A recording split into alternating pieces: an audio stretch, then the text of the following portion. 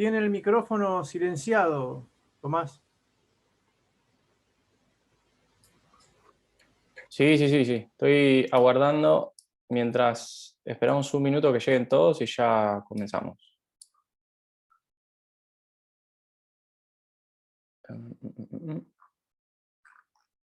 Tenía alguna filmina por acá.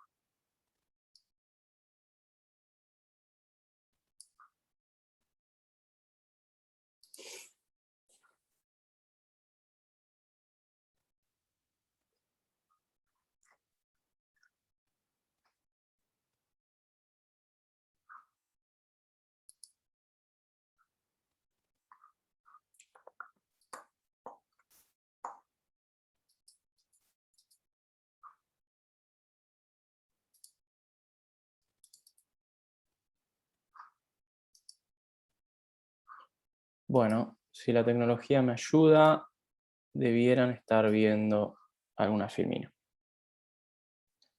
Perfecto. No tenemos muchos en cámara. Como siempre, si pueden poner la cámara, pueden. Si no, no pasa nada. Lo sumo yo para tomar alguno de ejemplo. Lo que no me gusta de Zoom es que no marca bien los nombres. Solo los que no tienen la imagen, no importa. Bueno, comenzamos, pues ya estamos en hora. Estamos pasados. Hoy lo que vamos a ver, creo que hoy es la última clase antes del examen, si mal no recuerdo. Así que me imagino que a esta altura estarán sucumbidos por una cantidad de nervios y ya expectativas sobre el examen importante. Que me imagino que estarán estudiando. Solo para confirmar, ustedes ven en pantalla solamente una filmina de pago de lo indebido, digamos, no ven otras cosas más, no ven un programa que tengo que abierto, nada. Parezco mi papá cuando me llama por teléfono preguntando cómo usar la impresora. Porque si no, nada, estarían viendo información que es innecesaria. Hoy, como ven en pantalla, vamos a ver el último punto, fuentes, seguimos dentro de lo que son las fuentes especiales, específicas de las obligaciones, y vamos a la última que es pago del indebido. Les decía recién, no vamos a hacer hoy una clase de repaso, eso ustedes ya deben estar estudiando. Por supuesto, cualquier duda, déjenlas en el grupo de WhatsApp, hoy hubo una duda muy interesante. No tengo agendado el teléfono, así que no sé quién la hizo, me figura un nombre, una L creo. Yo la hice. ¿Quién fue? Yo, Ivana Rato. No era una L, era una I mayúscula. Ivana, muy buena la pregunta que hizo Ivana sobre transacción, pero bueno, cualquier duda que tengan, no dejen de decirla. Además, no solo el doctor Ustonó, sino el doctor Escarcela, la doctora Fernández y yo en general tenemos una predisposición total para responderla. El doctor Ustonó ha respondido dudas un domingo a la noche, entonces ustedes lo saben. En general respondemos a cualquier horario, en donde encontramos un espacio para tipear, las respondemos, así que cualquier duda anótela, incluso el tema que vemos hoy, si les surge en el fin de semana. Les decía... Profe, una pregunta. Sí. Ya se confirmó que el parcial es solo oral, ¿no? Todo lo que es preguntas, hago esta aclaración para evitar cualquier duda o inquietud sobre este tema, que tanto revuelo ha generado. Todas las dudas o inquietudes, transmítanlas en el ámbito del chat al doctor Lustonó, que es el quien dirige y define las pautas de examen. Creo que esa pregunta ya fue hecha y ya fue respondida. Sí. Pero todo analícenlo ahí de manera que yo no les dé ninguna información imprecisa, incorrecta y genere confusión. Cualquier duda sobre cómo se toma, cuándo se toma, qué hora se toma, qué modalidad se toma, todos los adverbios, cómo, cuándo, dónde, etcétera, todos al doctor Lustonó en el chat de WhatsApp que se hizo al efecto, de manera de tener la última y más actualizada información. Con relación a los temas, siempre me preguntan qué temas entran absolutamente todo, esa es la única respuesta que yo les puedo dar. Lo que decía, hoy última clase vamos a ver el pago de lo indebido. un poco es el cierre, una de las últimas fuentes, la fuente quizás más importante ahora es, en este nuevo programa es una materia distinta, que es daño. No sé si ustedes están cursando daños o necesitan tener aprobado obligaciones para cursar luego daños. Pero claro, en cualquier caso, la responsabilidad civil es tal vez la fuente más interesante de todas. Pero bueno, hoy vamos a tratar de ver este supuesto particular, llevándolo, como siempre, a los casos lo más prácticos posible, lo más interesante que se puede. A veces es posible, a veces son casos muy de laboratorios, va a haber un poco de todo. Cuando hablamos de pago o cobro de lo indebido, depende de qué autor ustedes elijan. Muchos pretenden hablar, y no de manera casual, de cobro de lo indebido. Pero vamos a hablar de pago o cobro de lo indebido como formas sinónimas, ¿sí? Es una licencia lingüística que nos vamos a dar. Conceptualmente, el pago o cobro de lo indebido es aquel pago o aparente pago que no permite, digamos, al accipiens, al que recibe esa prestación, retener lo que percibió.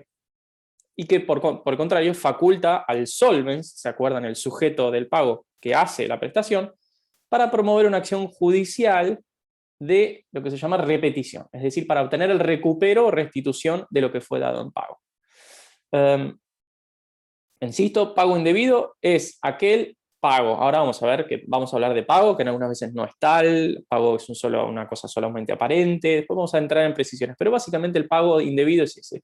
Es aquel que no permite ni a una parte retener lo que percibió y por el otro lado le permite a la otra recuperar lo que entregó. Vamos a ver, por supuesto, por qué ocurren esas circunstancias. Por supuesto, como les digo, pago del indebido es un concepto, digamos, difícil, problemático, porque hablar de pago del indebido pareciera hablar de que estamos hablando efectivamente de un pago y que por alguna razón no es debido y genera cierto tipo de consecuencias. Pero la realidad es que en muchos de los supuestos que vamos a ver seguidamente no es posible hablar técnicamente de un pago, ¿sí? Un acto jurídico. En otros casos sí hay un verdadero pago, pero es un pago que no es debido, o porque la causa es ilegal, porque la causa es inmoral, porque ese pago fue procurado por medios ilícitos, etcétera, etcétera. Vamos a ir viendo los distintos supuestos. Por lo tanto, algunos autores dicen, bueno, en vez de hablar de pago, hablemos directamente de cobro de lo indebido. Hagamos foco, digamos, en el accipiens, no en el solvens. Cobro de lo indebido. Entonces, de esa manera evitamos todos estos problemas, digamos, terminológicos.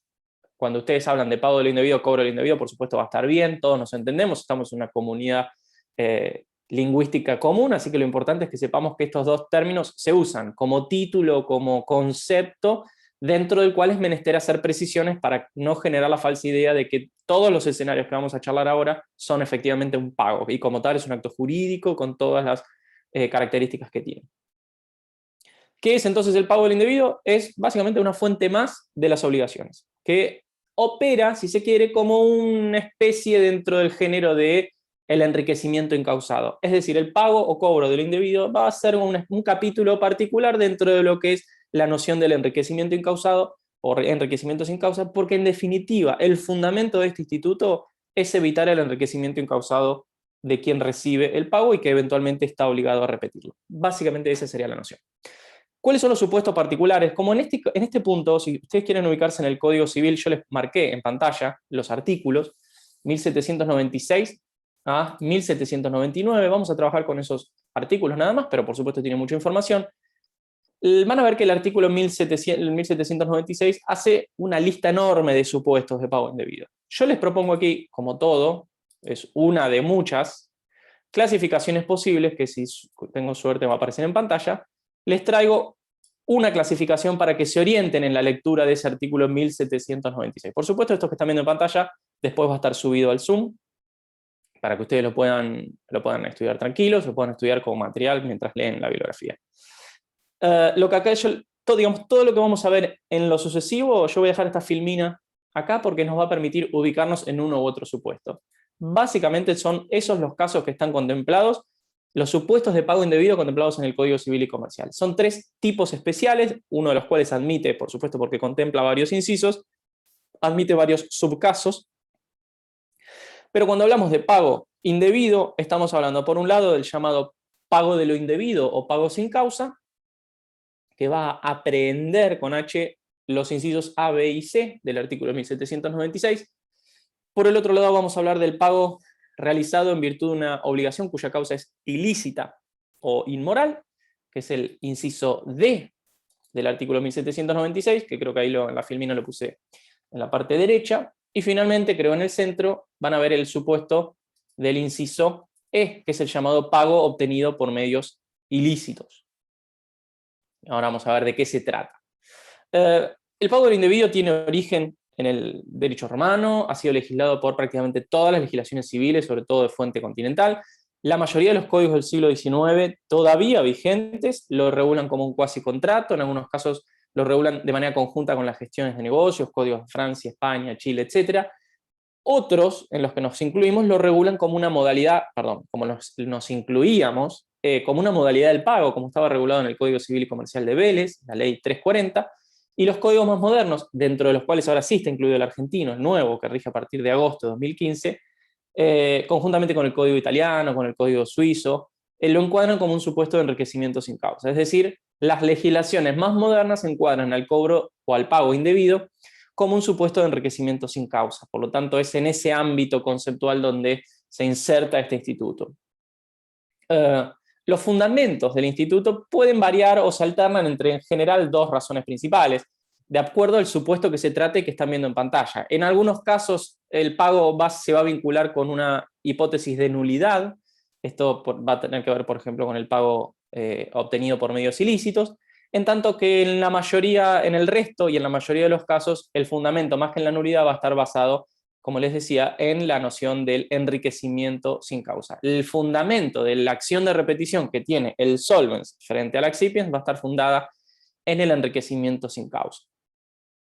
Vamos a comenzar con la primera categoría, que es el llamado pago de lo indebido o pago sin causa, que está regulado, les decía, en los artículos, en los incisos A, B y C del artículo 1796. El pago incausado es básicamente el que importa la realización de una transmisión patrimonial del solvens al accipiens que tiene apariencia de pago, que tiene elementos que parecieran dar cuenta de un pago, pero que no es un pago, y está orientado a extinguir una obligación que no existe válidamente como tal. Esta explicación genérica admite en definitiva tres tipos de casos: o que no hay obligación, Juan le entrega a Diego 1.000 pesos que no se los debía, en ese caso Juan hace una transmisión patrimonial a Diego por un dinero que no le debe. El otro supuesto es que tal vez hay una obligación, pero el accipiens no es el acreedor. Juan le entrega a Diego 1.000 pesos, pero que en realidad se los debía a Julia. Es un supuesto donde la obligación de Juan está, pero aquel que recibe el pago no es el verdadero acreedor. O el tercer supuesto, que sería cuando el solvens no es el deudor, ¿sí? Carlos le entrega a Diego 1.000 pesos, que en realidad eran debidos por Juan. Ahora vamos a ver estos supuestos en el esquema de clasificación que ven en pantalla. ¿Cuáles son los causales? Van a ver que los incisos A, B y C regulan en definitiva 5 supuestos. Y esto, insisto, con las clasificaciones me van a escuchar como clasificaciones, y en sus cuadernos pueden haber muchas clasificaciones. Traten de ceñirse a lo que ven en pantalla para que con mi explicación no los confunda, porque van a ver que hay, parece que son 5, que son 6, pero en realidad, en definitiva, es como ustedes clasifican los supuestos que prevé la ley, y como dice Genaro Carrió en un maravilloso libro que se llama Notas sobre Derecho y Lenguaje, las clasificaciones no son ni verdaderas ni falsas, ¿sí? Son modos de ordenar la realidad, en este caso son modos de ordenar un texto normativo, así que ustedes encuentren la clasificación que más les gusta o el autor que clasifique de la manera que más les gusta. Las que yo le propongo es la que se me ocurre más pedagógicamente entendible. Pero lo que vamos a hablar son de 5 supuestos, dentro de este esquema de que van a ver a la izquierda de su pantalla. Cuando la causa del deber no existe o no subsiste porque no hay obligación válida, es el supuesto 1, insisto, ahora los vamos a repetir. Cuando la causa dejó de existir, es decir, el pago incausado, o qué ocurre cuando la causa dejó de existir. El pago incausado que da derecho a repetición cuando es realizado en consideración de una causa futura, porque no se va a producir esa causa futura. Cuando paga quien no está obligado, o no lo está en los alcances que paga, a menos que lo haga como tercero, también lo vamos a ver ahora. Y finalmente, quien recibe el pago y no es acreedor, a menos que lo entregue como liberalidad. Ese sería el último de los 5 supuestos que vamos a ver. Arrancamos con el primero, que es la llamada causa inexistente o no subsistente. Esto está en el inciso A del artículo 1796, que yo se los puse como un subsupuesto. Causa inexistente o que no subsiste. El artículo 1796, si tienen un código por ahí a mano, van a ver que dice, el pago es repetible si A, la causa de deber no existe o no subsiste. ¿Qué significa eso? Básicamente el pago es repetible si la causa del deber, es decir, la causa fuente de ese supuesto o aparente pago, no existe o no subsiste, porque ya no hay obligación válida. Por lo tanto, esa atribución patrimonial del solvens hacia el excipiens se da con sustento en una causa que no está, en una obligación que no está. O por lo menos no subsiste al momento en que se hace esa traslación patrimonial. Por lo tanto, la ley da derecho a repetir. ¿Y qué supuestos se les ocurre que pueden digamos, encuadrar en este supuesto, en este ejemplo, en esta hipótesis? Por un lado, el pago de una obligación que en algún momento existió, pero que dejó de tener existencia al momento de realizar el pretenso pago. Por ejemplo, a ver qué tengo por acá. Esperen, me está saltando un cartel de Zoom. Ahí está. Vamos a tomar a Ivana, que hoy hizo una pregunta muy buena. Le voy a tomar ejemplo a Ivana. A Ivana le debía 1.000 pesos y un día se los pagué y un día de periodo de refilón. Y digo, Ivana, los 1.000 pesos que te debía y se los doy. Básicamente le estoy pagando por segunda vez una obligación que yo en realidad ya había cancelado.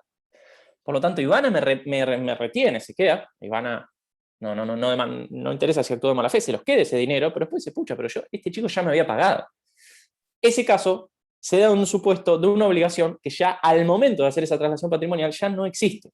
Es decir, pagar por segunda vez. Da derecho, yo tengo derecho a decirle, Ivana, me devolves esos 1.000 pesos porque la verdad que me di cuenta que yo ya te los había cancelado. Hubo una obligación, pero ya no existe más.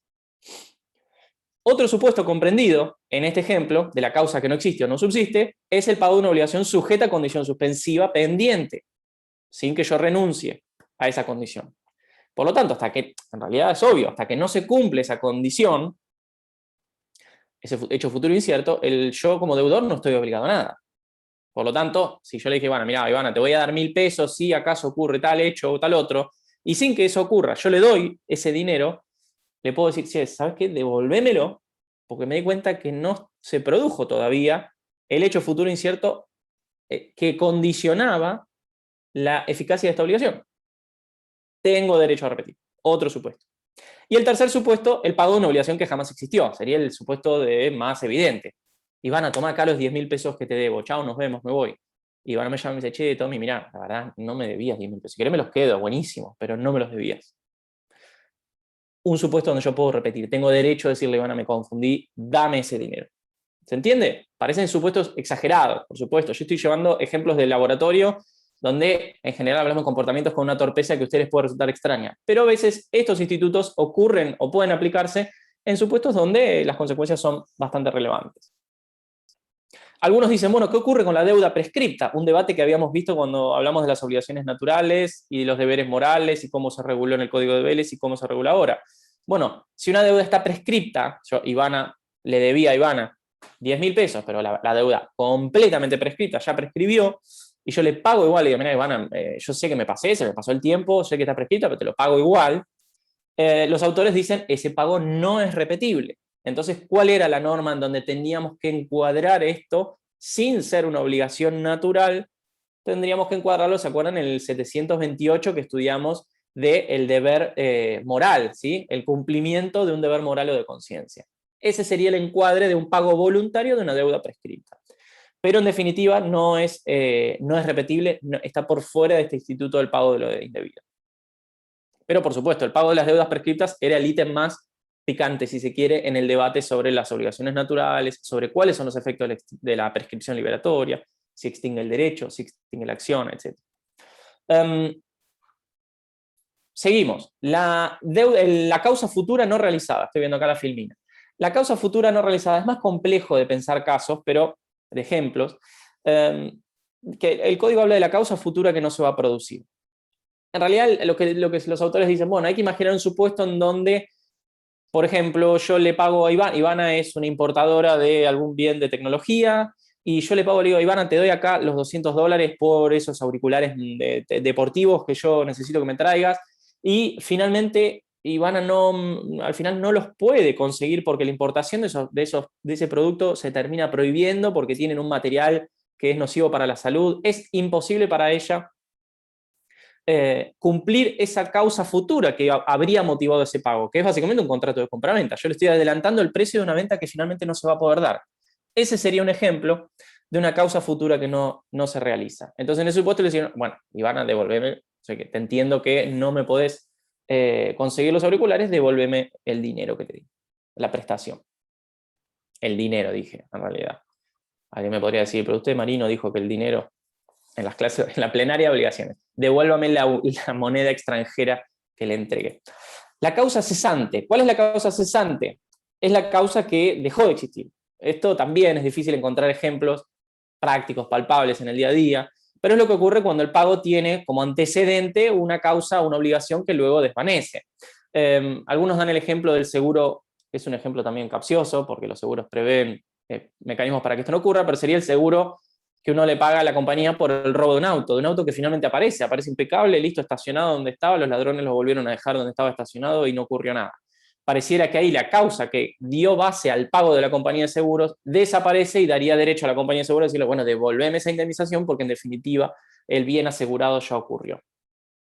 Ustedes me podrán decir, pero doctor, a mí no me robaron el auto, y las compañías de seguros te hacen transmitirle la propiedad del vehículo justamente para que si aparece, la compañía se queda con el vehículo y no repite la indemnización.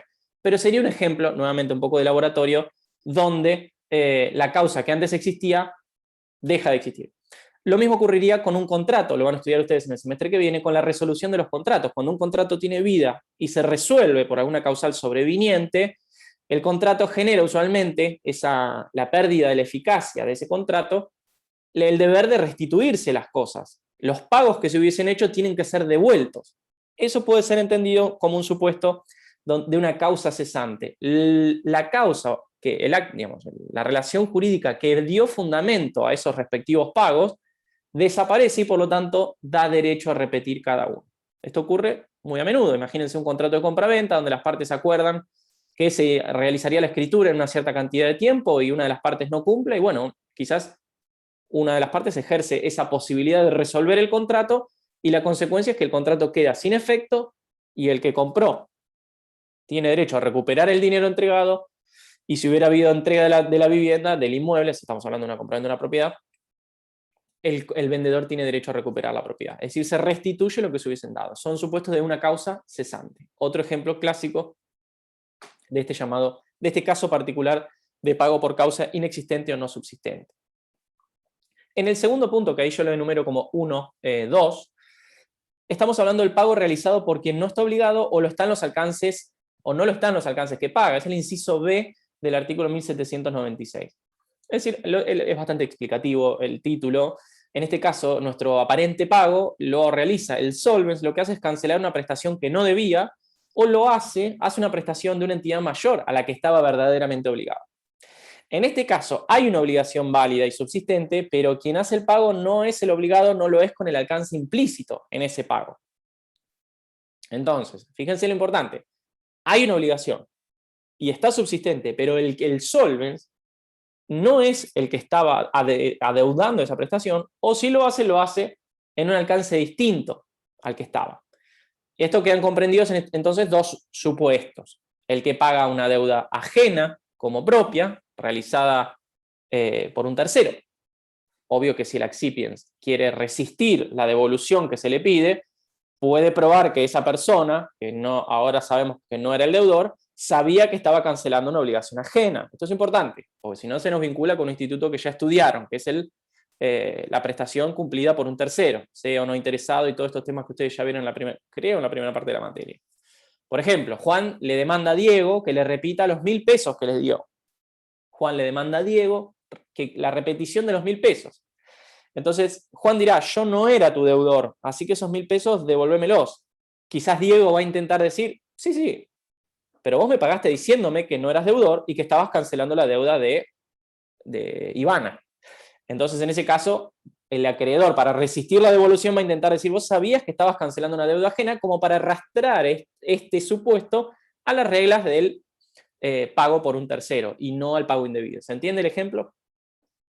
El otro supuesto comprendido en este inciso es el pago íntegro de un codeudor de una obligación simplemente mancomunada de objeto divisible. Por ejemplo, Carlos y Andrea deben a Diego 1.000 pesos. Por lo tanto, en principio, sí, salvo que haya una distribución interna distinta, cada uno debe 500 pesos. Pero ¿qué ocurre si alguno, en este caso, en el supuesto, hay una obligación, pero hay un codeudor que paga una extensión mayor a la debida? Estamos hablando de que en principio ese pago estaría encausado. Puede repetir, digamos, en el excedente de lo que le correspondía.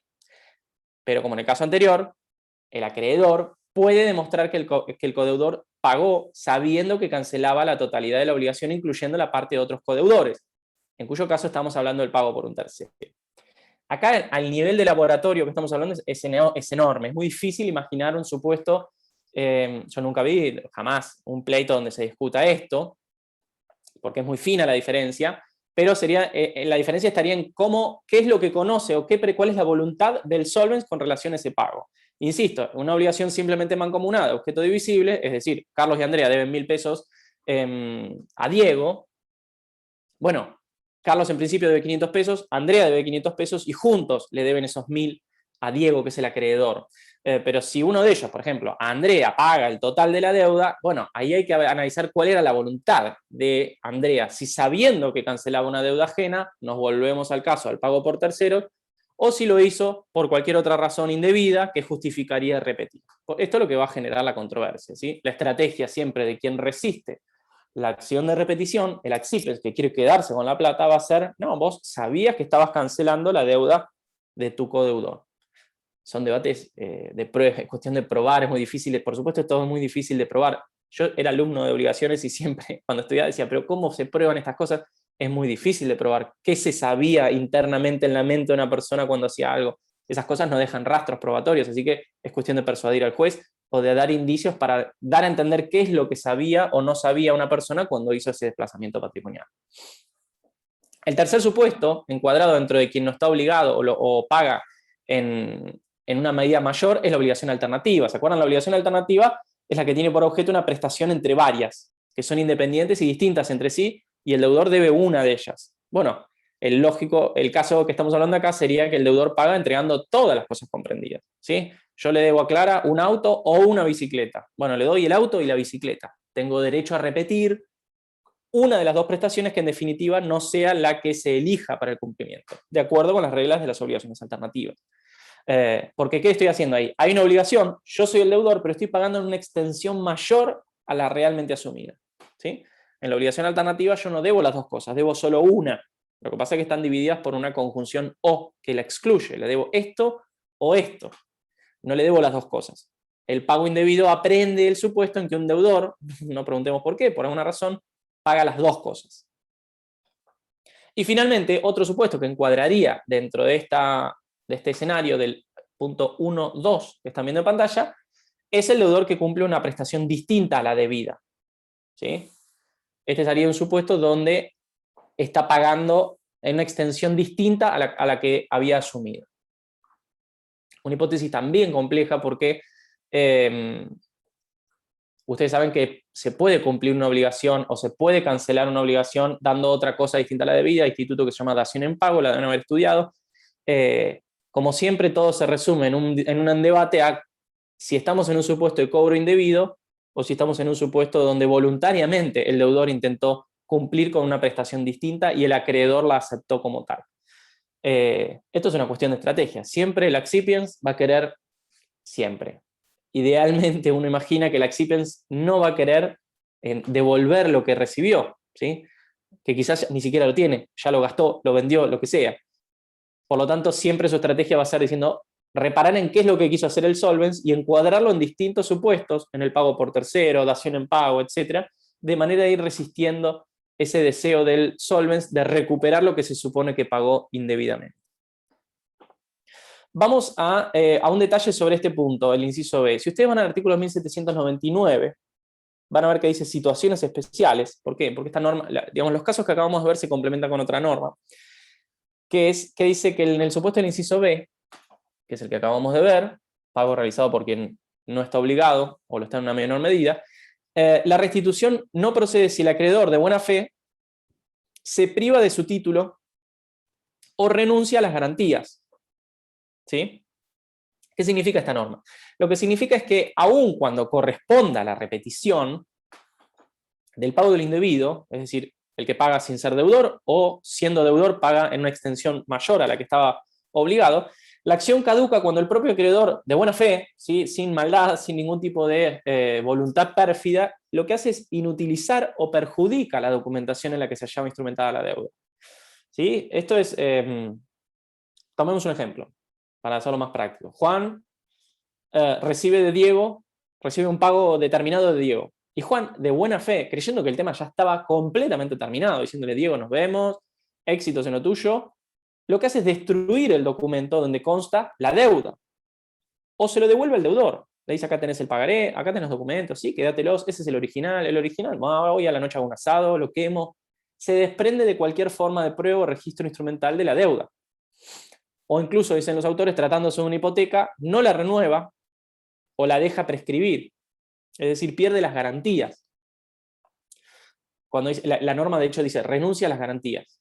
En ese caso, Diego, que no es deudor, o lo es en una menor medida, no puede repetir de Juan lo que pagó. Podría idealmente, sí, en principio sí, pero en la medida en que Juan destruyó de buena fe toda esa documentación, digamos, en ese caso ya no puede repetir, tiene derecho a quedarse con lo percibido y no tiene derecho Diego a repetir lo que pagó. Es indispensable que Juan, y este punto es importante, es indispensable que Juan, nuestro acreedor, haya actuado de buena fe, ¿sí? Por supuesto, como siempre, frente al juez habrá que debatir quién, si tuvo o no esa buena fe y en qué medida la tuvo. Pero lo que es relevante de este supuesto es que lo que hace el acreedor es perjudicar de alguna manera su propio crédito destruyendo esa documentación. Entonces, si tiene que repetir, después ya no tiene manera de exigir luego el cobro de lo que se supone que él le es debido. No sé si se entiende el ejemplo. El ejemplo no, el supuesto que regula la ley. ¿Y en qué lugar queda este pagador que no puede repetir? O sea, ¿qué pasaría en nuestro ejemplo con Diego? Insisto con el ejemplo, para ubicarnos. Juan recibe, Diego le paga, me gustaría haber tenido no hice una filmina de esto, Diego le paga a Juan, Juan recibe de buena fe, pero después Diego por alguna razón se da cuenta que no es deudor o era deudor, pero en una extensión distinta, y Diego le pide a Juan que le devuelva ese pago. Juan le dice, mira, yo de buena fe rompí todos los documentos de este crédito, yo no te puedo devolver esto porque me quedo sin nada, me quedo sin el pan y sin la torta. Entonces me voy a quedar esto, yo no te voy a repetir, no te voy a devolver lo que pagué. Bueno, ¿qué pasa con Diego? ¿Y qué hace Diego? Que entregó por alguna causa, por algún error, lo que no debía o que debía en distinta medida. Fíjense que la norma dice, quien realiza el pago tiene subrogación legal en los derechos de aquel. Entonces, el que hizo el solvens se subroga en los derechos del acreedor y puede accionar contra el verdadero deudor. Es decir, si el verdadero deudor de nuestro acreedor anda por allí, Diego, nuestro pagador, por error, va a ir a buscarlo y puede accionar contra ese verdadero deudor. Algunos dicen que es una acción de enriquecimiento incausado, otros dicen que es un pago por un tercero sin oposición del deudor. Hay varias teorías que justifican esta acción, pero lo importante es que Diego, en nuestro ejemplo, nuestro pagador por error, y cuando digo por error es entre comillas porque ahora vamos a hablar de lo que es el tema del error, nuestro pagador indebido se subroga en los derechos de Juan y puede accionar contra el verdadero deudor, cuyo crédito involuntariamente terminó cancelando. Esa es la solución con la cual se le da a este pagador indebido, por así decirlo. Es un ejemplo difícil. Ustedes después cuando lean la bibliografía se van a encontrar distintos ejemplos. Es difícil encontrar ejemplos prácticos que no sean tipo A le paga B, B hace esto, esos ejemplos clásicos de manual. Pero yo tampoco he visto supuestos donde estas reglas se pongan en juego, casos, jurisprudencia. Pero el esquema básicamente, imagínenselo como es eso, un acreedor, un pagador, y acá hay un deudor dando vueltas a quien nuestro pagador indebido, respecto de su acreedor, se subroga y lo puede demandar para intentar recomponer, digamos, su equilibrio patrimonial, porque se desprendió de algo y ya no lo puede repetir del accipiens. Este ejemplo, este caso de pago realizado por quien no está obligado o lo está o no lo está en los alcances en que paga, nos lleva al último supuesto, que es el que recibe el pago, cuando recibe el pago el que no es acreedor, a menos que se entregue como una liberalidad. También el título es bastante autoexplicativo. Este tercer caso es el supuesto en el que él recibe el pago, el accipiens recibe la prestación, pero no es el acreedor. del solvens, no es un representante legal, no es un representante voluntario, no es un autorizado para recibir el pago, es decir, se le paga a un tercero no legitimado en ninguna forma para recibir el pago. Ese pago es repetible, ¿sí?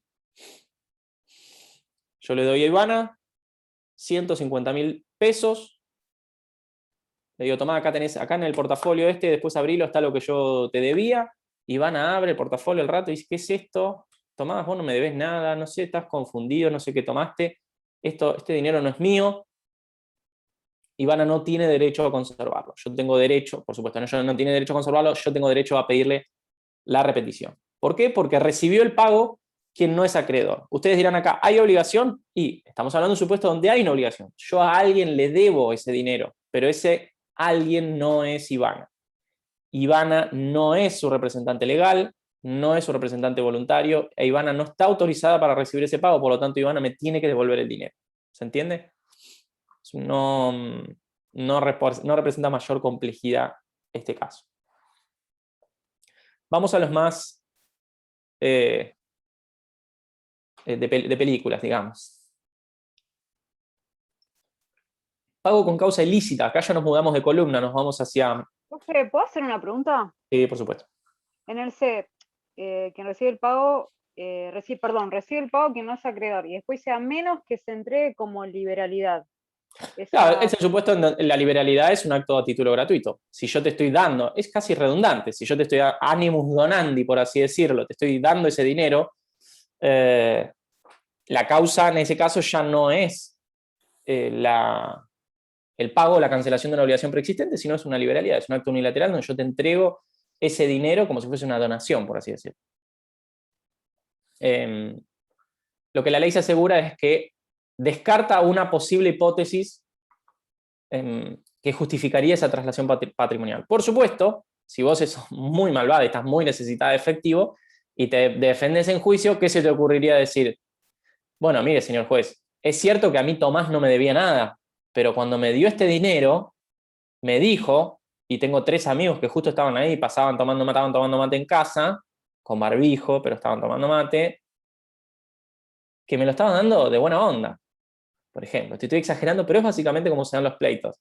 Estas pequeñas palabras son las que definen las defensas. Vos vas a intentar probar que lo que hice yo fue una liberalidad.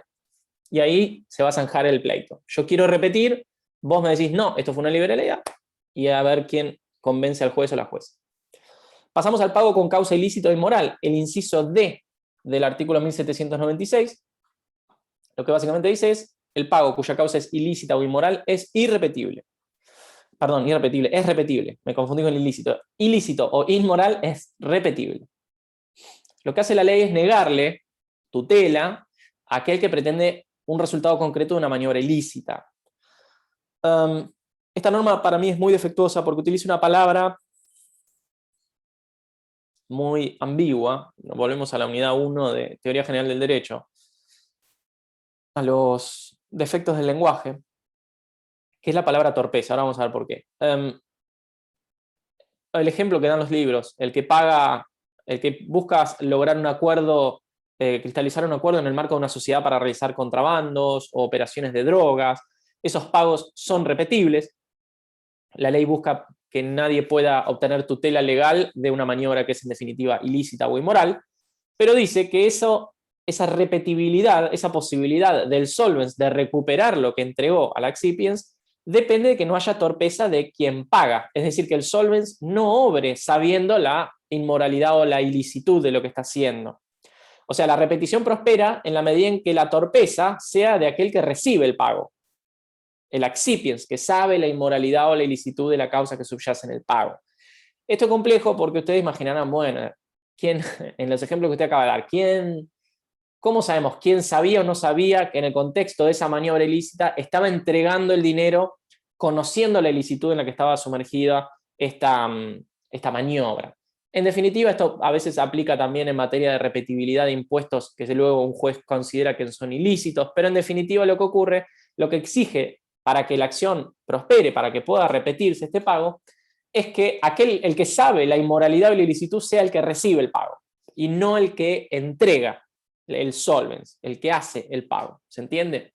Si el que paga también obró de modo inmoral o ilegal, lo que la ley llama, de un modo, con palabras poco felices, torpeza bilateral, es decir, si los dos son torpes, entre comillas, y cuando hablamos de torpes, hablamos de, esto los autores son a veces un poco difusos en definir esa torpeza, pero entiendo, se refiere al conocimiento sobre la ilicitud o la inmoralidad de esa maniobra. Bueno, en ese caso no hay repetición, pero como ocurre con las herencias vacantes, ese dinero no lo puede recuperar el solvens, no lo puede retener el accipiens, pero ese dinero el Estado se lo saca a los dos y se lo da, le da el mismo destino que las herencias vacantes, se lo queda el Estado el dinero, ¿sí?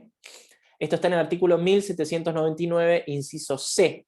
Por lo tanto, el 1796, inciso D, de dedo, lo tienen que leer conjuntamente con el artículo 1799, inciso C, que dice que la parte que no actúa con torpeza tiene derecho a la restitución, es decir, si el solvens tiene que haber sido no torpe, entre comillas, no tiene que haber conocido la ilicitud o inmoralidad de esa traslación patrimonial, pero si ambas partes lo sabían, si ambas partes actúan torpemente, dice la ley, el crédito tiene el mismo destino que las herencias vacantes. Es decir, la ley no le deja ni a uno repetir, ni al otro retener. El Estado te saca el dinero de esa maniobra ilícita o esa maniobra inmoral y se lo da a las arcas públicas con el destino que tienen todas las herencias vacantes. Insisto, la palabra torpeza de esta norma es muy confusa, porque la idea de torpeza habla de un error, habla de una actitud apresurada, no reflexiva. En realidad debe entendérselo más como un conocimiento, un poco similar a la mala fe, conocimiento del obrar inmoral o ilícito. No es la palabra ideal, pero es una palabra que es la que figura en la ley y le tenemos que dar una interpretación. Y finalmente vamos a los pagos por medios ilícitos. Los pagos por medios ilícitos son los que ustedes ven en el inciso E del artículo 1796, que yo creo que los tengo en la parte central de la filmina. Esta es una norma de influencia francesa que pretende no solo incluir el caso en que el acreedor se hace del pago de un tercero mediando dolo o violencia, sino el caso más común, que es el supuesto en que la violencia o la ilicitud recae en el propio deudor. Es decir, el acreedor, no sé, imaginemos que yo le compré una bicicleta a Ivana, e Ivana se niega, me dijo, yo te la doy el lunes que viene, te la doy el lunes que viene, pasan los días, Ivana se vence el plazo que acordamos, Ivana no me da la bicicleta, no me da la bicicleta, no me da la bicicleta. Por supuesto, el remedio que tengo yo es los que están en el artículo 730 del Código Civil y Comercial, ir ante un juez, ejercer las acciones legales pertinentes para ser un juez que demostrarle la deuda y pedir su cumplimiento. ¿Pero qué hago yo? Me voy con un fierro, entro, salto la reja, rompo alguna ventana, ingreso en el patio donde está la bicicleta y me la llevo. Es decir, utilicé un medio ilícito con relación a mi deudora para obtenerme la prestación adeudada. Es el ejemplo clásico, incautar de modo ilícito el objeto debido, despojando al propio obligado en contra de su voluntad. Me llevo la bicicleta a la fuerza. La pregunta central que se hace en la doctrina y que se hacen los legisladores, bueno, ¿este pago es válido? ¿Corresponde la repetición? Ivana tiene derecho a ir a un juez y decirle, no, deme la bicicleta de vuelta. Sabiendo Ivana que yo le voy a decir, pero si me la debías, imaginando que yo puedo probar sin ningún inconveniente.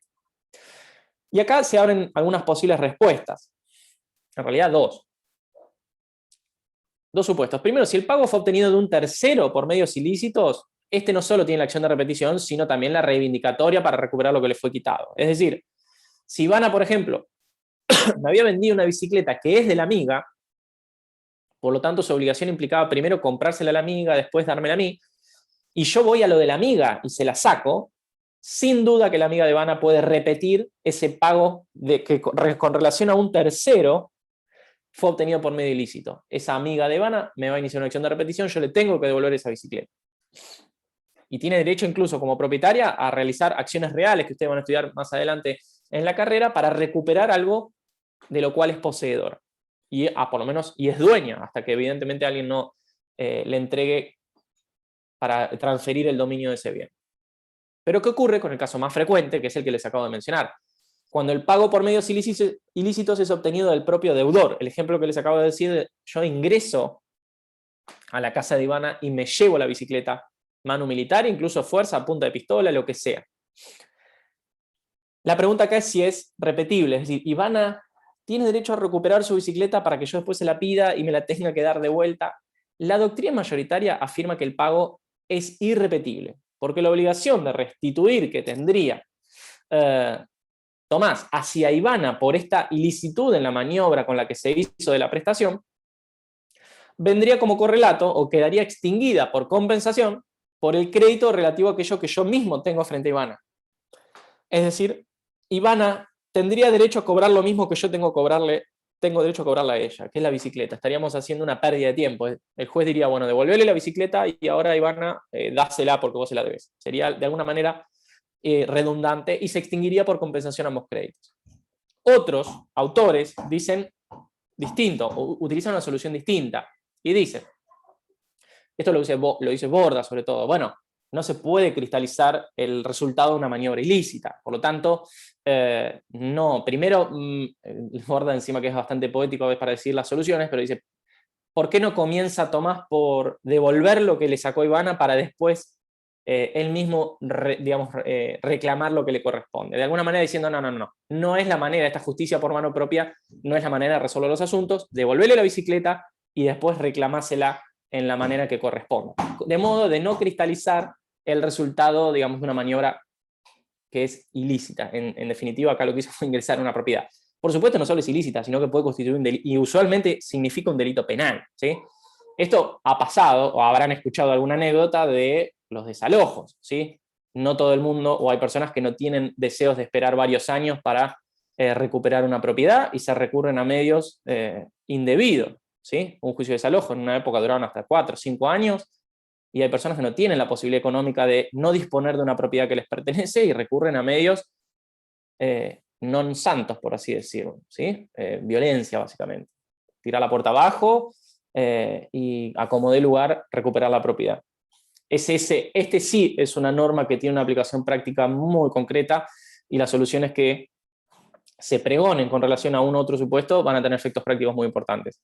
A mí en principio me parece discutible que se considere irrepetible un pago obtenido por medios ilícitos. Es muy polémico. Muy polémico. Pero por otro lado también es cierto que estamos hablando de recuperar o de hablar de si es posible tener que devolver algo que esa persona debe. Es decir, ahí hay una especie de sinsentido que justifica que la doctrina diga, bueno, es irrepetible, más allá de que, y esto es importante, anótenlo, siempre el acreedor que realice esta maniobra va a responder por los daños y perjuicios que genere. Es decir, esa es, digamos, la contracara de esto.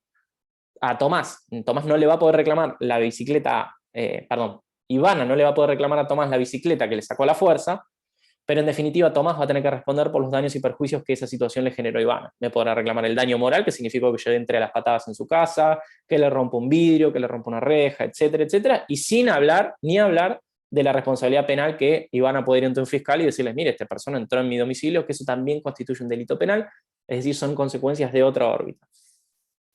¿Sí?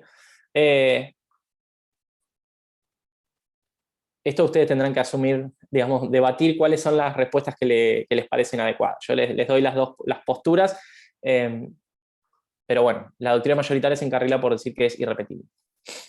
Ustedes van a ver que habla del error, el programa, y hay una norma específica que habla del error, que es el artículo 1797, que me gustaría, si pueden, y tienen el código por ahí dando vuelta, lo tengan a mano, a la vista, o en pantalla si están con alguna computadora.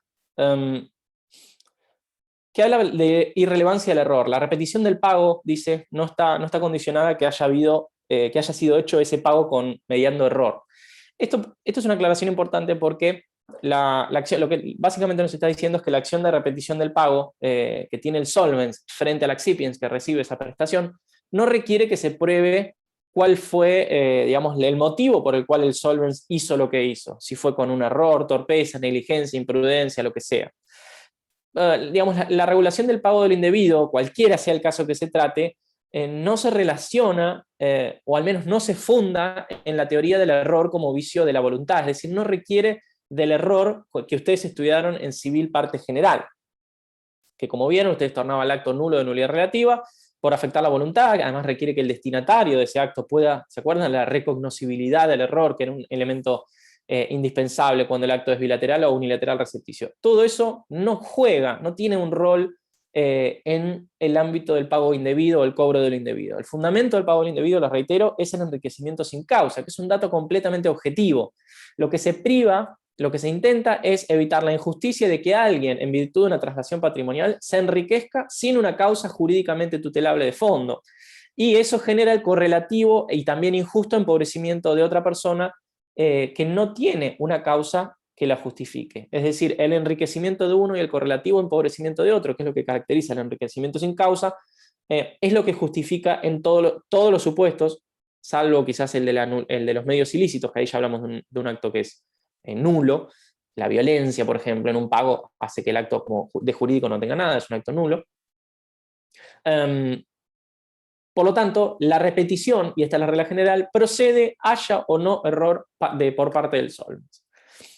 Error de derecho, error de hecho, error esencial, error no esencial, error reconocible, error no reconocible, cualquier tipo de error no es relevante. Esta norma es importante porque deja de lado el sistema del código de Vélez-Sarsfield. Si ustedes leen este tema por Janvías, por Rivera en las obras anteriores a agosto de 2015, se regulaba el pago por error. Aquel que por error de hecho de derecho se cree deudor y entregase alguna cosa o alguna cantidad en pago. Estaba previsto en el artículo 784. Ahora la ley civil elimina este requisito. Y es importante que ustedes, insisto, no digo que no se dé el supuesto del error, sino que no es relevante, porque alguien me puede decir, pero doctor, usted recién mencionó ejemplos donde usted por error pagaba. Sí, por supuesto. Puede haber, muchos de estos casos pueden estar motivados por un error del solvens. Sí, la mayoría. La mayoría. Lo importante es que no es relevante. ¿Sí? Lo importante es la idea del enriquecimiento sin causa como fundamento. El error es indiferente a la hora de juzgar si la acción es o no repetible. Eso es lo importante. Imagínense algo que ha pasado. Bueno, no sé ustedes. Bueno, hay edades variadas, pero hace varios años, las transferencias bancarias, ustedes me imagino que han hecho transferencias bancarias, lo han hecho con Mercado Pago, con cuenta DNI, lo han hecho con Home Banking de todos sus bancos, Galicia, Francés, lo que sea. Pero las transferencias bancarias antes no estaban tan al alcance de la mano, había que hacerlas con la computadora o con un cajero automático poniendo el CBU, una clave numérica, muy extensa. Y al final, siempre a veces empezó a agregarse una especie de pantalla final donde dice usted le va a transferir a, no sé, Clara Colangelo 100.000 pesos, cuyo CBU es este, y vos de alguna manera podías corroborar todos los datos antes de apretar OK y que se realice la transferencia. Pero imagínense que en otra época o esa información no era tan clara, o era un poquito, había que estar un poco más atento, pero podía darse el caso donde vos transfieras a un CBU que no era de la persona a quien vos le tenías que dar ese dinero. Y podías terminar, transfiriendo dinero por error, pagando por error a otra persona. Ustedes dirán, bueno, ¿qué pasa? No sé si alguna vez a alguien le ha pasado. Imagínate transferirle plata a otra persona. Y eso puede ocurrir. Es lo mismo si en una cuenta marcas un número mal. Hoy en día, insisto, la tecnología por suerte tiene muchas opciones de usted está seguro, confirmar, el token, que pone esto, que pone lo otro, usted va a transferir este dinero a esta persona. Hay muchas maneras de chequear que eso no ocurra, pero en los casos en que pasaban esas transferencias por error, se permite y se posibilita repetir, y esto sería un ejemplo clásico de un pago hecho a quien no es deudor. Esa persona no tiene derecho a conservar ese dinero, tampoco tiene derecho a gastarlo, ¿sí? Y lo va a tener que repetir. Por eso ustedes, ahora, a mí me acuerdo una vez en un asado, cuando éramos libres, como digo yo, tenía un amigo que estaba completamente seguro y me decía, no, pero a mí me transfirieron esto, no sé, a plata de hoy, imagínense que no era demasiado, era 5.000 pesos. A mí me transfirió esta plata, no sé qué me la transfirió, pero ya me la dio, esta plata ya es mía, yo no la voy a gastar y nadie me puede decir nada. Y yo le intentaba decir, no es así, no funciona así. Y me decía, ¿pero qué puede pasar? Y te va a pasar que esa persona se va a dar cuenta del error y te va a pedir que le devuelvas el dinero. Y pero yo ya la gasté, que no me puede decir nada. Y sí te puedo decir. Porque el derecho no te protege quedarte con algo que recibiste sin causa. ¿Se entiende? Este es un ejemplo muy concreto del pago indebido.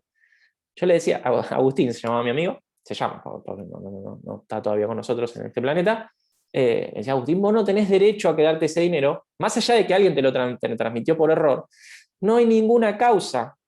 El derecho no te protege a vos para retener ese dinero porque no hay ninguna causa que justifique que hayas recibido ese dinero. A la vez, tampoco hay ninguna causa que justifique que alguien se haya hecho 5.000 pesos más pobre y que vos te lo gastes porque se te viene en gana gastártelo. Entonces se los vas a tener que devolver. Cuando te llame por teléfono, decirle que se los vas a devolver. Podés, si querés, discutir quién va a pagar los gastos, si te retuvieron algún impuesto, si eso genera algún gasto de la repetición, genera algún inconveniente, eso sí tenés derecho a que te lo paguen. Pero el dinero lo tenés que devolver, porque es un dinero que no es tuyo. No te era debido y no tenés derecho a conservarlo, ¿sí? Se enojó, por supuesto, conmigo, y al final el dinero lo devolvió, no lo gastó. Pero bueno, esperen que veo acá, Ramiro escribió algo. ¿Qué artículo dijo, profe? 728, dijo Lucas. Bueno, Lucas seguro que te contestó bien, yo me pasé, esto lo preguntaste hace un montón, hace media hora, no me acuerdo qué artículo había dicho, pero 728 sí, seguramente estamos hablando del deber moral, el cumplimiento de deberes morales y de conciencia. ¿Cuáles son los alcances de la repetición? Artículo 1798.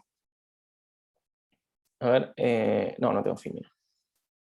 El contenido de la acción de repetición se vincula obviamente con el alcance de aquello que tiene que devolver el accipiens, lo que recibió indebidamente.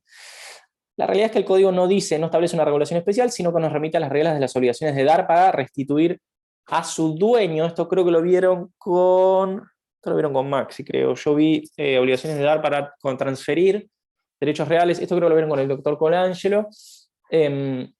Así que eso es una remisión, esto no hay nada nuevo para estudiar. La repetición se rige por esas normas, la obligación, lo cual es obvio porque cualquier regulación sería completamente redundante. Para ver cómo se restituyen o cuáles son las obligaciones, las reglas que rigen esta obligación de restituir, hay que ir al sistema de las obligaciones de dar para restituir. Por lo tanto, el dueño va a ser nuestro acreedor de la obligación de repetir, el locatario, por ejemplo, que debe la restitución de la cosa al terminar la locación, el depositario que tiene que entregar la cosa al concluir la locación, etcétera, etcétera, etcétera. En definitiva, lo que sí se regula, se contempla en esta normativa es la remisión. No hay ninguna regulación específica en el código en el 1798. De hecho, la norma, fíjense que es bastante concreta, la regulación de todo el instituto es bastante escueta. Me interesa hacer una mención con un supuesto particular, que van a ver en el artículo 1799, que es la situación de la persona incapaz. Que dice que en el inciso A, que dice la restitución a cargo de una persona incapaz o con capacidad restringida no puede exceder el provecho que haya obtenido. Esta norma también es compleja, es muy casuística, pero básicamente lo que regula esta norma es el caso específico que fue el caso específico del pago que es hecho a una persona incapaz o con capacidad restringida. Es decir, en estos supuestos también procede la repetición, pero esta repetición tiene como un límite, que busca, por supuesto, como todas las normas que regulan la capacidad de ejercicio de las personas, busca tutelar a la persona vulnerable. La restitución, o sea, el derecho del solvens a repetir del incapaz o persona con capacidad restringida, se limita a la utilidad recibida por causa del pago, a pesar de la falta de algunos de esos elementos esenciales que lo hacían un acto jurídico válido. ¿Sí? La restitución se limita, no puede exceder el provecho que haya obtenido. ¿Por qué? Porque esta norma guarda coherencia, digamos, con lo que regula el artículo 885. ¿Se acuerdan que ustedes vieron al estudiar el pago? Que dice que no es válido el pago realizado a una persona incapaz o con capacidad restringida, que no está autorizado por el juez a recibir el pago. ¿Sí? Excepto, dice, no obstante, dice el párrafo final, el pago produce efectos en la medida en que el acreedor se ha beneficiado. Esto, digamos, la norma del 1799 es como un pequeño espejo de este sistema. La acción de repetición tiene como límite la utilidad recibida por causa del pago, a pesar de la falta de esos elementos que lo harían como un acto válido, que en principio no lo es porque pagar a un incapaz es un acto en principio ineficaz. Y esto guarda también coherencia con lo que dice el artículo 1000 del Código Civil y Comercial, que habla de los efectos de la nulidad del contrato celebrado con un incapaz o con capacidad restringida y que habilita también a la parte capaz a exigir la restitución o el reembolso de lo que pagó, de lo que gastó, en tanto y en cuanto la parte incapaz se haya enriquecido. ¿Qué significa? ¿O cuál es el beneficio o la utilidad a la que habla, de la que refiere el artículo 1799, inciso A? Esta utilidad no se identifica con, digamos, la satisfacción del interés que tenía como acreedor. Lo que significa es que el deudor, es decir, el solvens, el que pagó mal por pagarle a un incapaz o persona con capacidad restringida, debe probar que ese pago le generó al incapaz algún tipo de beneficio para poder repetirlo. Cosa que se tiene que evaluar caso por caso.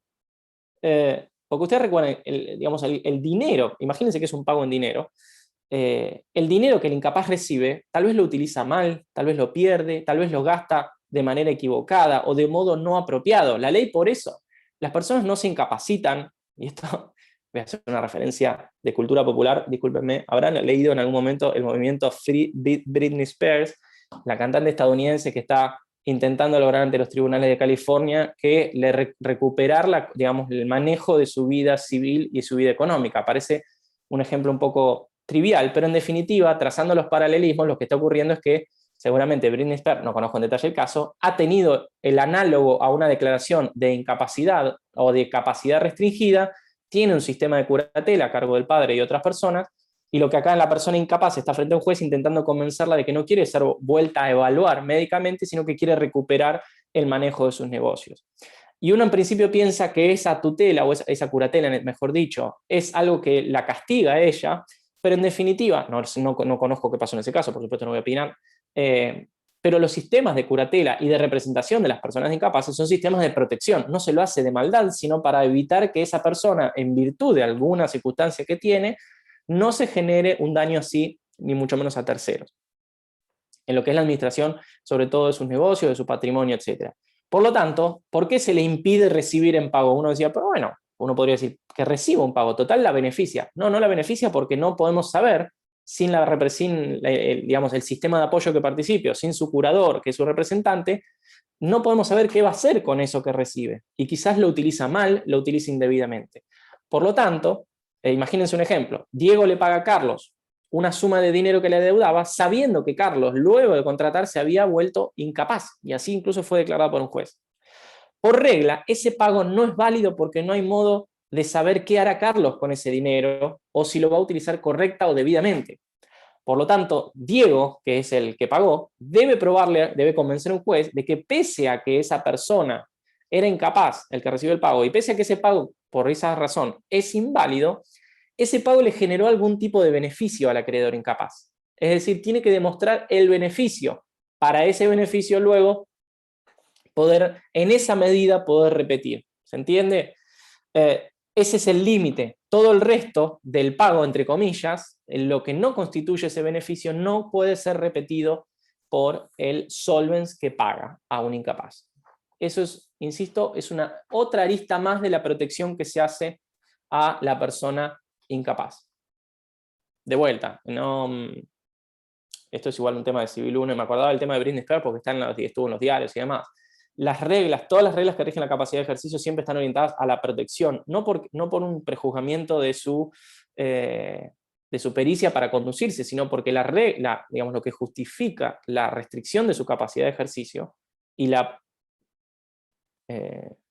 necesidad de un sistema de apoyo, un sistema de representación para la realización de ciertos actos de la vida civil, está justamente pensada para protegerla, no para coartar su libertad. Más allá de que, como es una restricción a su libertad, tiene que ser restrictiva, tiene que ser correctamente evaluada, y como ustedes saben y ya estudiaron, cada 3 años tiene que un equipo interdisciplinario reevaluar a la persona para indagar nuevamente cuáles son sus aptitudes y potencialidades.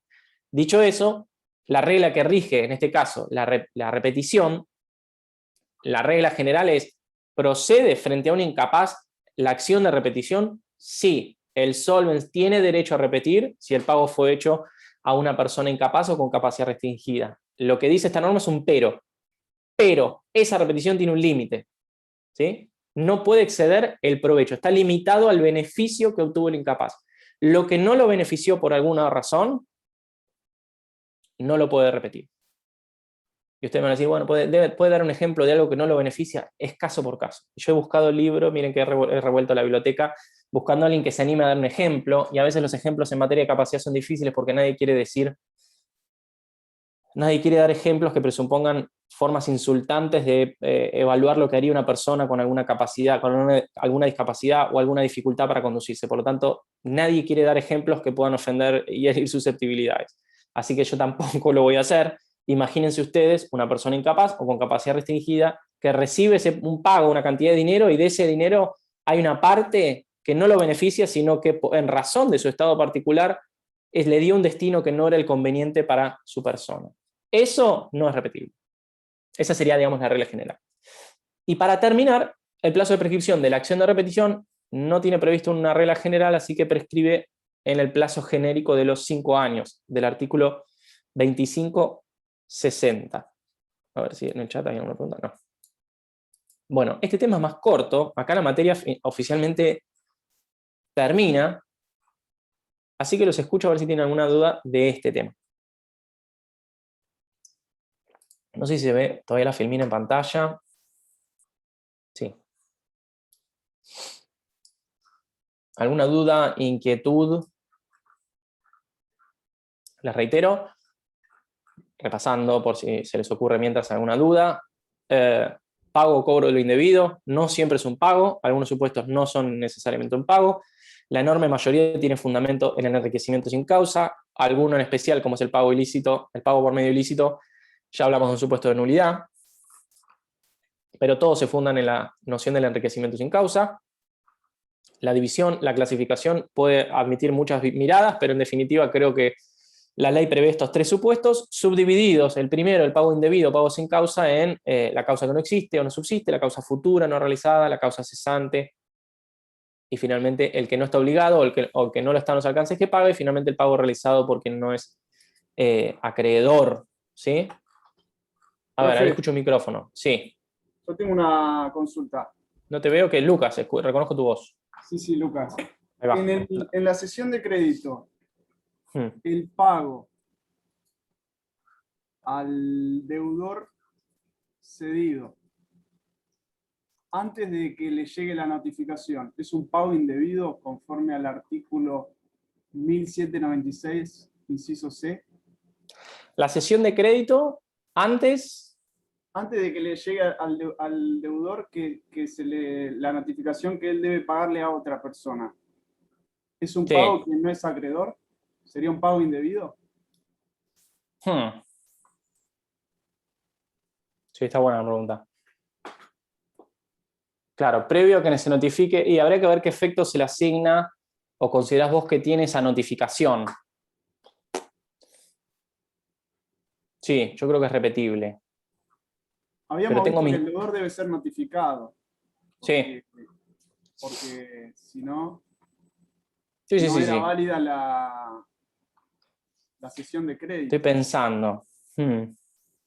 Digamos, como que el deudor no era necesario como en la sesión de deuda, que sí es necesario que el acreedor asiente porque le interesa la solvencia del deudor, pero en la sesión de crédito no era necesario que el deudor sea parte del contrato, pero sí que se lo debía notificar. Y si él llegara a pagar al acreedor que ya le cedió el crédito a otra persona, sería un pago indebido, a mi entender. Sí, pero no. Vos decís, o sea, el pago hecho por el deudor cedido al cedente. Claro. No, pero eso está... perdón, yo no di esta unidad, así que no tengo fresco el tema, pero eso estoy seguro que está regulado. Tiene efectos liberatorios para él, digamos. Incluso habla de todas las causas de liberación, las causas de extinción. Lucas, igual estoy jugando un poco con la memoria, pero fíjate en el 19, en la sesión de derechos está en el 1614, ¿puede ser? 1615. Sí. Fíjate en el 1620, 1621, por ahí. Tiene que haber una norma que dice efectos respecto a terceros, y el 16 dice actos anteriores. Está hay en uno el que dice 1621. Ahí está, uno que dice actos anteriores a la sesión, a la notificación de la sesión, y te va a decir que los pagos hechos al cedido, no me acuerdo qué dice la norma, pero antes de que se le comunique la sesión, incluso creo que menciona cualquier otra causa de extinción tiene efecto liberatorio. Entonces en ese supuesto tiene una causa, o la ley le da una causa. Así que lo sacás, digamos, del supuesto de pago, de cobro de lo indebido, digamos. A lo sumo tendrá otro efecto entre ellos dos, pero él se libera, bien. Claro, el efecto liberatorio se produce, sí. Después habrá que ver los términos de esa sesión para ver qué otro efecto puede producir. Excede al Código Civil regular capaz ese nivel de minuciosidad, pero lo que sí regula, que es el efecto extintivo, que es que antes de esa notificación, el pago que hace el cedido al que cede, tiene efecto liberatorio. Y eso es un dato no menor. Sí, ahí estaría, digamos, respondida tu inquietud. Listo. Estaba haciendo memoria porque no... estos temas los estudié Sí, no, con justo el hoy código de salió la Vélez. duda repasando con unos compañeros. A mí me parecía que no era un pago indebido, pero bueno, me entró la duda y... No, obvio, obvio. Igual está muy bien, Está- es una pregunta muy puntual, está buenísimo. ¿Alguna otra duda o inquietud? A ver si veo. Bueno, les voy a pasar ahora un... Doctor, Sí, a mí me queda una duda, pero es sobre las obligaciones divisibles. bien. Eso igual, como las clases de repaso, yo no puedo hacer repaso de las otras clases, como pidió el doctor Lustonó que me ciña a los temas. Si querés transmitirla al grupo, así el docente que dio el tema, que creo que fue la doctora Andrea Fernández, de ese tema le voy a dar yo, después lo dio la doctora Fernández. No sé si tiene que ver con el pago de lo indebido o es un tema puntual de divisibles, porque si no, las dudas a nivel repaso general trasladen al grupo de WhatsApp, así todos, incluso los alumnos que no están acá presentes, también lo pueden aprovechar. Perdón, Oscar, que no te dé una respuesta. Es un artículo en particular, el 810, derecho al reintegro. Los dos incisos, el A y el B. No alcanzo a entenderlos bien. El 810 que habla del derecho al reintegro.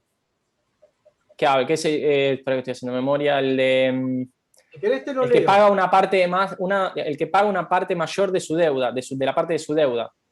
Dice el inciso A, dice, si lo hace sabiendo que en la demasía paga una deuda ajena, se aplican las reglas de la subrogación por ejecución de la prestación por un tercero. Claro, y si lo hace sin causa es pago indebido. Debe decir el artículo que sigue, me imagino. Y el inciso B dice, si lo hace sin causa, porque cree ser deudor del todo, o porque el acreedor ya percibió la demasía, se aplican las reglas del pago indebido. Correcto. Ese es un ejemplo volvemos a no sé si todavía tienen en pantalla o ya la saqué, perdón, parezco mi papá, la filmina. Cuando hablamos de el pago realizado por quien no lo está en los alcances que paga, el inciso B del artículo 1796, que le hablé de esto es muy común en las obligaciones, la mancomunización, sujeto plural, simplemente mancomunadas. ¿Se acuerdan que hay una cuota interna a cada uno y nadie tiene por qué pagar más de lo que su cuota le significa? Regla que aplica, por supuesto, a las obligaciones divisibles. El artículo 810, inciso B, sería un ejemplo de este supuesto. Por eso el código te linkea este caso regulado acá en el 810 y la solución la manda al 1796. ¿Sí? El ejemplo que yo te había dado era que si, creo que había dicho, no me acuerdo qué nombres, pero si Juan o Diego, no me acuerdo qué había dado, si Carlos y Andrea, creo que había dicho, Carlos y Andrea le deben a Diego 1.000 pesos y es una obligación que no es solidaria y es divisible, es una obligación, una mancomunación simple y común. Bueno, en principio Carlos y Andrea le deben 500 pesos cada uno, ninguno le debe los 1.000, le deben 500 pesos cada uno. Pero si por alguna razón Carlos le paga los 1.000, es decir, paga sus 500, pero además, sin saberlo, le da 500 pesos más, en ese caso tiene derecho a repetir. En la medida en que ocurra lo que menciona el artículo 810, inciso B, que es que lo hace sin causa, porque cree ser deudor del todo, es decir, se equivoca Carlos no sabía que debía 500 él y 500 Andrea, él capaz creía que era solidario y tenía que pagar 1.000, o porque el acreedor ya percibió la demasía, porque Carlos le da 500 sin saber que Andrea ya había cancelado todo, quizás también por otro error. Es decir, por cualquier razón que implique que Carlos no tenía la voluntad de cancelar una deuda ajena. Lo que hace el 810 de manera redundante es darte ese ejemplo del supuesto donde el que cancela en una extensión distinta a la debida. No sé si se entiende, Oscar, el ejemplo que te estoy dando. Sí, sí. O sea, lo que en realidad está haciendo... Perdón, lo que pasa que habían dado tan poco, eso tiene ahí en Pizarro, creo que está, que no se alcanza a interpretarlo. Yo no lo interpreté bien. No, por supuesto, igual todos estos temas van a surgir dudas divisibles, es uno de los temas más difíciles que puede tener. Todo lo que es sistema de sujeto plural es el tema más complejo de estudiar o de entenderlo porque se cruza divisibilidad e indivisibilidad con mancomunación y solidaridad. Pero en definitiva, el derecho al reintegro que te regula para las obligaciones divisibles, lo que te está haciendo es trazando una línea, que es, ¿qué sabe? ¿Se acuerdan que yo les mencioné? ¿Qué es lo que sabe el que hace el solvens?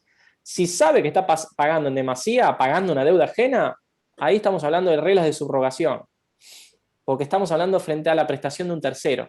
Carlos la mira a Andrea y le dice, bueno, mirá, yo cancelé los 500 que te correspondían a vos. Vamos a arreglarlos entre nosotros. Eso es un tema que no tiene nada que ver con pago indebido. Si Carlos, subsumido en una torpeza increíble, paga 1000 en vez de 500 porque no sabía, porque no se dio cuenta, porque creía que debía 1000 en vez de 500 o por cualquier otra razón, tiene derecho a repetir, y ahí la ley, al regular las divisibles, yo estaba hablando de plata, que es la obligación de la prestación divisible por excelencia, ahí la ley te dice, vayan para abajo, bandá al pago indebido. La causa que justifica el reintegro no es el sistema de pago por terceros, sino que es la fuente de las obligaciones denominada pago indebido. ¿Se entiende? Lo que cambia es el fundamento y el contenido de esa pretensión de recuperar lo que se abonó mal. Por supuesto, el desafío, Oscar, va a estar en decirle al juez y convencerlo al juez de qué tenía en la cabeza Carlos. Eso es lo que le decía hace un ratito. ¿Qué pasó por la mente de Carlos cuando entregó esos 1000 pesos? Y cómo convencerlo al juez de que, bueno, mire, no, yo sabía, pero no sabía. Yo sabía que Andrea debía 500, pero nunca me imaginé. Es algo muy casuístico, caso a caso, indagar la voluntad o el contenido de la voluntad del solvens frente al accipiens. Lo que la ley igual no regula dificultades probatorias, la ley regula casos. Después, cómo uno lo convence al juez de que se producen los hechos que dan fundamento a la aplicación de tal o cual norma es otro tema. Pero el caso es ese. En el 1810, inciso B, lo que regula es un supuesto de pago indebido, que es en el esquema que yo te pasé en la filmina, el que estás viendo, no sé si ustedes ven mi mouse, el que estás viendo acá. El que no lo está en los alcances que paga, el inciso B. Acá si querés podés agregar en lapicera, si lo imprimís, ver 810, inciso B. ¿Sí? Acá tenés un caso de pago indebido repetible. ¿Alguna otra duda, inquietud? Profe, el 1797, irrelevancia del error. Un poco acá está aclarando también la naturaleza del instituto, como que usted decía que es más bien del enriquecimiento sin causa y no por el error, ¿no? Sí, esto igual, si vos lo lees, cuando yo te he escuchado hablar de Pizarro, así que sé que estudias por Pizarro, vas a ver la línea histórica, no línea histórica, la referencia histórica, noticia histórica, lo dice a veces Pizarro Vallespinos, tiene que ver con cómo estaba regulado en el Código de Vélez, que el pago por error estaba regulado, y eso a veces generaba dificultades para indagar en qué momento estamos frente a un pago o en qué momento estamos hablando de un supuesto de vicio de la voluntad, es decir, un defecto en la voluntad del solvens que anula el acto jurídico como tal. Lo que estamos haciendo acá, el código, como todos los códigos modernos, separa ese debate y lo excluye. Y eso es importante porque son esas normas que dicen, para discutir este tema no interesa esto. Lo que hace es poner fin a un debate histórico. Si esta norma no estuviese, los autores dirían, cabe pensar que si es necesario indagar si hubo error o no, o qué rol cumpliría el rol. Listo, el código se anticipa, esto la redacción del código es muy sabia, y dice, no interesa, este tema no interesa, es como un factor de atribución objetivo. Bueno, ustedes no vieron responsabilidad civil, pero cuando la ley conceptualmente o normativamente excluye un cierto debate o excluye ciertos requisitos para debatir la aplicación o no de un instituto. Y como decís vos, Lucas, es correcto lo que vos decís. Lo que está es reafirmando el carácter objetivo del fundamento del enriquecimiento sin causa. No interesa por qué no se está castigando al torpe, ni se está protegiendo al torpe que pagó mal, no se está castigando al que recibió sabiendo, ¿no? O pudiendo saber si el otro se estaba equivocando. Esto es objetivo, esto es mi amigo Agustín en el asado. Agustín, ¿recibiste 5.000 pesos en una transferencia? Sí. ¿Te deben esa plata? No. Tema terminado. Devolver la plata a la persona que te la dio. Lo que está diciendo esta norma es no indaguemos si quien te transfirió el teclado estaba raro, pero el monitor le decía, si tuvo razones para confundirse. No interesa. Por supuesto que la mayoría de los ejemplos que nos surgen son errores. Esto es lo paradójico. No significa que en los hechos no ocurre el error, lo que significa que es irrelevante. Esto es como cuando ustedes estudian responsabilidad civil, cuando vean los factores de atribución, uno cuando, por ejemplo, choca a alguien en un auto, la ley te dice, vos respondés porque vas conduciendo una cosa riesgosa. Y vos respondés por eso, porque sos dueño de algo que hace a la sociedad un poquito, a la vida en común un poco más peligrosa. No interesa si manejabas bien, manejabas mal. En principio vos respondés por lo que el daño. No interesa si eras buen conductor, mal conductor, si iba de tal o cual manera. No interesa, simplemente no interesa. En la mayoría de los casos, el que choca estaba cometiendo un error, hablando por teléfono, distraído, miró para acá, miró para atrás. Sí, es probable que sí. Los accidentes de tránsito, en general, el que choca, el que lastima, comete un error, una torpeza. Sí, seguramente que sí. Pero a los fines jurídicos de indagar quién tiene que responder por un daño, ¿interesa si es torpe o no? No, no interesa. Por lo tanto, no confundan la irrelevancia jurídica de un dato fáctico con la inexistencia de ese dato fáctico. Insisto, la mayoría de los pagos indebidos son ejemplos de error, pero al derecho no le interesa que ese error esté o no condiciona a la existencia o prueba de ese error la acción de repetición. Así que lo que vos decís, Lucas, es enteramente correcto. Bien, clarísimo. ¿Alguna duda? Bueno, somos poquitos, ya creo que somos 9, no sé, no se me fue el zoom la pantalla principal, voy a dejar de compartir pantalla. Recuerden, dejar de compartir pantalla acá, ahí creo que les va a haber aparecido grande de vuelta. Estudien con tiempo, les deseo el mayor de los éxitos, todo lo que es, insisto, preguntas de examen y modalidades, háganlas en el chat. No dejen de hacer preguntas en la medida en que tenemos posibilidad, incluso fin de semana, días inhábiles, feriado, respondemos. Y éxitos en el examen. No hay consejo posible, ya a esta altura ustedes creo que deben haber tenido moldeada su método de estudio, si leer, marcar, si hacer resúmenes, si estudiar. No dejen de practicar, esto es un consejo mío, personal, de lo que uno lo ve, no tengo tanta experiencia como los otros docentes, pero he dado muchos años clase, no en esta materia, pero en otras. No dejen de practicar la oratoria. No sé si ustedes, yo no tomé en esta comisión, si son de los que se ponen un poco nerviosos para dar algún examen. No dejen de practicar hablar en sus casas solo. Esto yo lo hacía también cuando estudiaba. Siéntense, imagínense que en la pared está el doctor Lustorno que les pregunta: contame qué es una obligación solidaria y qué diferencia hay con una concurrente.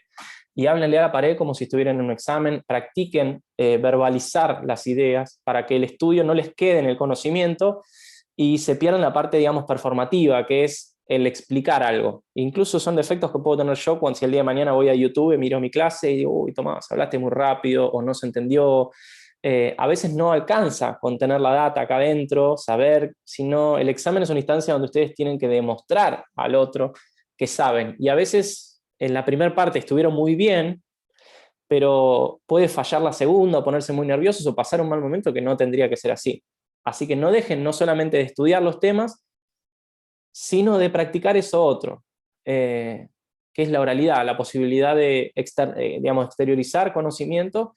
Si quieren, juntándose entre amigos, bueno, juntándose entre amigos no, está prohibido creo, pero aunque sea en una videoconferencia, en teléfono, lo que sea, o simplemente como loco malo mirando a la pared y hablando. Eso los va a ayudar. Esto es un consejo que, por supuesto, los métodos de estudio son personales, pueden o no servirles a ustedes, pero les dejo ese dato, esa inquietud. Recuerden, con el material, con los libros, las dudas, los ejemplos, como lo que me preguntó, lo que preguntó Iván hoy en el chat, lo que preguntaba recién Lucas, lo que preguntó Oscar con el artículo 810, cualquier duda que tengan, eso es una parte, y después está lo otro que es, bueno, traten de empezar a practicar, porque también después la praxis de la profesión va a depender también de eso. Lo curioso de todo esto es que cuando ustedes un cliente les cuenta un caso, o cuando sean jueces, cuando sean fiscales y tengan que resolver, van a tener tiempo para leer los libros, para encuadrar el caso, para estudiar. Lo que no van a tener tiempo es frente a un juez en una audiencia para explicar la posición de su cliente, o como un juez en una audiencia haciéndole alguna pregunta a un testigo. En esos casos la oralidad y la posibilidad de expresarse es una aptitud que tienen que empezar a pulir. Y los exámenes son un poco una instancia también para eso. Así que bueno, no les doy más sermones. Tengan buen fin de semana, seguramente van a estudiar un montón. Éxitos el martes y nos veremos allá en esa instancia de evaluación. Chau a todos.